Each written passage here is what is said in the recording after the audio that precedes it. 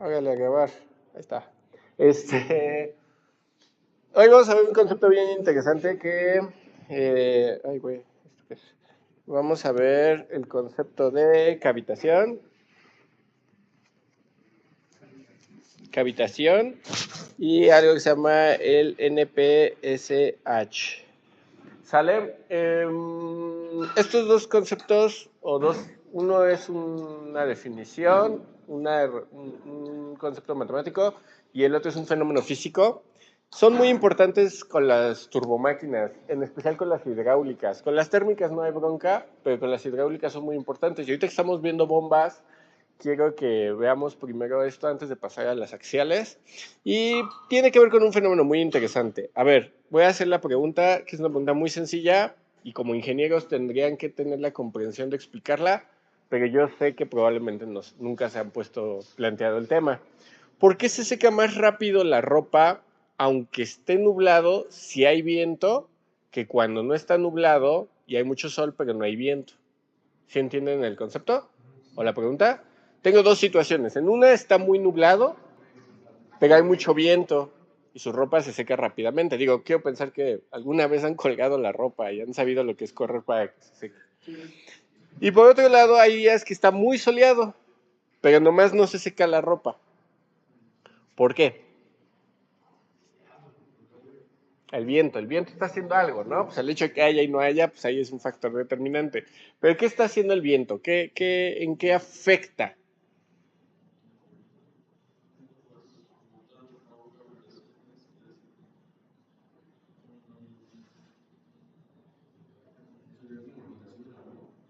Agitación de la ropa. Pero ¿y eso por qué hace que se seque más rápido o menos rápido? Se le cae el agua.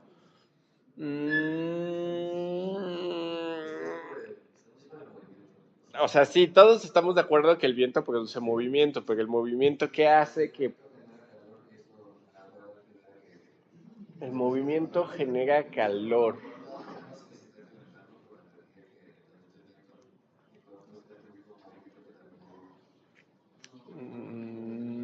No, porque incluso sucede en días fríos. Por ejemplo, luego en diciembre o en otoño o en invierno, cuando hace mucho frío, pues ahí va, ¿no? Y cuelgan su ropa y sí se seca, pero depende del viento, de la cantidad de viento.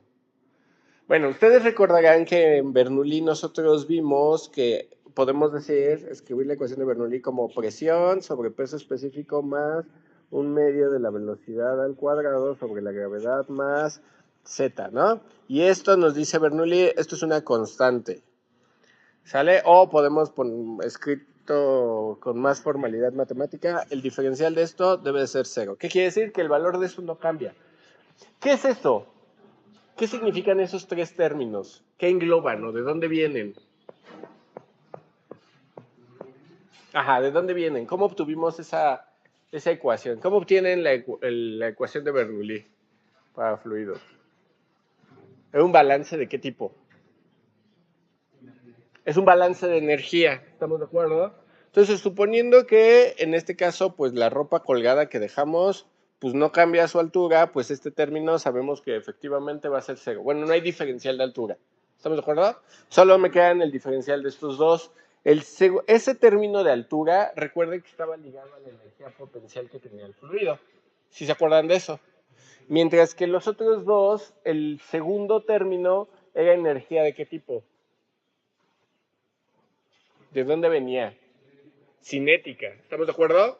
Esa ecuación está en términos de altura, me está dando alturas. Cuando yo mido las unidades me da metros, pero eran partes de energía. El primero era, bueno, el tercero era energía potencial, el segundo era energía cinética y el primero es energía que viene por la carga de presión. Ajá, tiene que ver con la energía que realiza el fluido o que tiene el fluido para realizar un trabajo, para poder hacer un trabajo. En este caso es, por ejemplo, para que en un tubo, para que pueda entrar nuevo fluido, pues tiene que empujar al que ya estaba, ¿no? Entonces de ahí viene ese término. Entonces, si se fijan, esto al final y al cabo, todo esto era energía.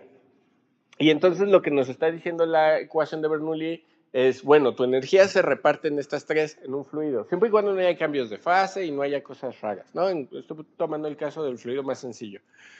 Entonces, como la energía se reparte en estos tres, si no hay cambios de altura, no hay cambios de energía potencial, pues los cambios de energía pueden venir o por la presión o por la energía cinética. ¿Estamos de acuerdo hasta ahí?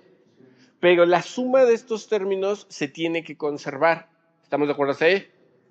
Sí, ok. Entonces, por conservación de la energía total no puede cambiar, pero se puede distribuir en estos dos. Es un poco como ustedes. Ustedes tienen vamos a decir, que tienen un ingreso mensual fijo, ¿no? Tienen un sueldo fijo, vamos a suponerlo. Y entonces ese sueldo ustedes lo reparten en lo que quieran, pero como somos latinos, pues no tenemos muchas opciones. O comen o rentan. Subes el precio de donde rentas, pues bajas el precio de lo que comes. Y al revés, estamos de acuerdo, pero se tiene que hacer el balance. Digo, es una forma muy gráfica, pero para que lo entendamos rápidamente. Bueno, entonces pasa algo muy curioso. Si yo subo mucho la velocidad del fluido, ¿qué le pasa a la energía de la presión?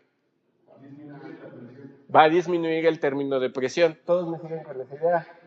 Pero resulta que por el lado de termodinámica, yo tengo, no sé si alguna vez se acuerdan de sus lejanas clases de termodinámica, tienen unas curvas así, que a este le dicen el punto crítico.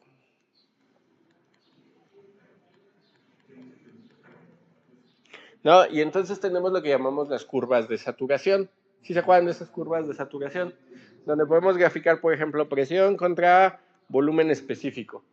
Y entonces pasa algo muy curioso. Del lado izquierdo del domo, ¿qué sucedía? ¿Qué pasaba de este lado? Si yo estoy en este lado, ¿qué sucede con la sustancia? ¿Qué tipo de sustancia tengo? Tenemos un líquido. El lado izquierdo es la parte del líquido y específicamente lo llamamos líquido saturado. Aquí lo voy a escribir. Este sería, no, perdón, líquido subenfriado. Líquido enfriado. De hecho, ese domo se llama el domo de saturación. ¿Estamos de acuerdo? Si yo estoy del lado derecho, estoy de este lado, ¿qué tengo? Gas. Específicamente nosotros le decimos de este lado, lo llamamos vapor sobrecalentado.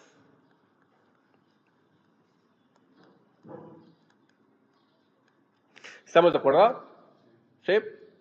¿Y en medio qué tengo? No. El líquido comprimido también es el líquido subenfriado. Es lo mismo. Exactamente. Aquí tengo una mezcla. Ajá. Aquí tengo... Ay, estúpido. Aquí tengo líquido y vapor. Que normalmente le decimos vapor. Le decimos líquido saturado o vapor saturado. ¿Estamos de acuerdo? Por eso este se llama domo de saturación. ¿Sí se acuerdan de eso? ¿Sí? Entonces, nosotros sabemos que va a haber aquí unas curvas. Por ejemplo, si hago este gráfico en lugar de presión contra volumen, lo puedo hacer de temperatura contra volumen. Va a ser un poco más práctico. ¿Estamos de acuerdo? Y entonces, en este domo voy a tener unos gráficos que van así, unas curvas así. ¿Sí se acuerdan haberlas visto? Espero que sí. Y todas estas curvas son de presión constante. Son lo que llamamos isóbaras. Le voy a poner isóbaras. ¿Qué significa isóbara? Pues es una línea de presión constante, ¿no? Donde el sistema es isobárico. Pero chequen qué pasa conforme disminuyo el volumen. Pues la isóbara, pues va como, de pronto va como subiendo, ¿no? Si voy hacia atrás. Si subo la temperatura, chequen la zona del domo. Por ejemplo, si yo trato de hacer un proceso isotérmico, ¿qué quiere decir isotérmico? Que temperatura constante. Un proceso isotérmico en este mapa se vería como una línea recta. ¿Estamos de acuerdo? Pero ¿qué pasa con el proceso isotérmico cuando estoy dentro del domo de saturación? Dentro del domo de saturación, si se fijan, la presión es constante y la temperatura también es constante. El proceso isotérmico y el proceso isobárico se abrazan dentro del domo de saturación. Eso es bien importante.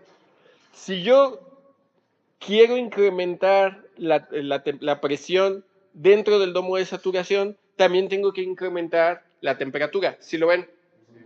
¿Sí alcanzan a notar ese fenómeno? Si yo bajo la temperatura, tengo que bajar la presión dentro del domo de saturación. Pero entonces eso genera algo bien interesante. La presión que tenemos ahí dentro del domo es lo que llamamos una presión de saturación. PS, le vamos a decir presión de saturación. Y algo interesante es que esta presión es la presión en la que la sustancia comienza a hacer su cambio de fase a esa temperatura. Si ustedes alcanzan la presión de saturación, a esa temperatura la sustancia va a empezar a cambiar de fase. Por ejemplo, sé que ustedes no lo hacen muy a menudo, pero supongo que alguna vez han ido a un bar de mala calidad. Y entonces en estos bares de mala calidad, cuando les quieren vender una bebida exótica y chafa, lo que hacen es ponerle hielo seco. Y entonces, ¿qué pasa con el hielo seco? Pues empieza a generar vapor y se ve como que la bebida burbujea, ¿no? Y ya son muy felices. Y ya nos impresionamos todos. Ahora, ¿por qué el hielo seco se llama hielo seco? Porque no está hecho de agua, no está hecho de... ¿Y eso por qué lo hace seco? Porque no está saturado. No, porque no está saturado, porque no se descongela. ¿Qué significa que algo... No, a fuerzas de que se descongela, ¿no? Pues desaparece el hielo. ¿Qué significa que algo sea seco? Que no tiene líquido. Ajá. El hielo seco se llama hielo seco porque no tiene fase líquida. Tienes un pedazo de hielo que está en fase sólida y de pronto tienes humo o vapor, pero ya no está, nunca pasó por la parte líquida. A ese proceso se le llama sublimación. La sublimación es cuando tú pasas de sólido a gas sin pasar por la parte líquida. ¿Estamos de acuerdo? De hecho, la sublimación es muy importante en muchos fenómenos físicos y en la ingeniería. Por ejemplo, ¿han probado Nescafé? ¿Han tomado Nescafé? O el café soluble. El café soluble se obtiene así. Como el café tiene muchos elementos importantes o muchos compuestos químicos importantes que dependen de la temperatura, si tú calientas, lo que hacen es una tazota de café, imagínenselo, y luego tienen que quitarle el agua para que te quede el puro polvo. Lo más lógico, la primera intuición sería voy a evaporar el café y entonces ya le quito el líquido. Pero el problema es que cuando ustedes calientan mucho el café, se empiezan a descomponer los elementos y se pierden cosas que le dan el sabor y que lo hacen rico, ¿no? Básicamente. Entonces lo que hacen, en lugar de calentarlo mucho, lo enfrían mucho y luego bajan la presión. Si yo bajo la presión y bajo la temperatura, obligo a la sustancia a cambiar de fase y se sublima y se convierte en vapor, entonces se pierde el líquido y nada más me queda el café ya pues disuelto, bueno, el polvo, ¿no? Ajá. La razón por la que el Nescafé sabe feo no es por el proceso que está hecho. En realidad es café normal, nada más que evaporado. La razón por la que no es muy rico es porque usan granos de mala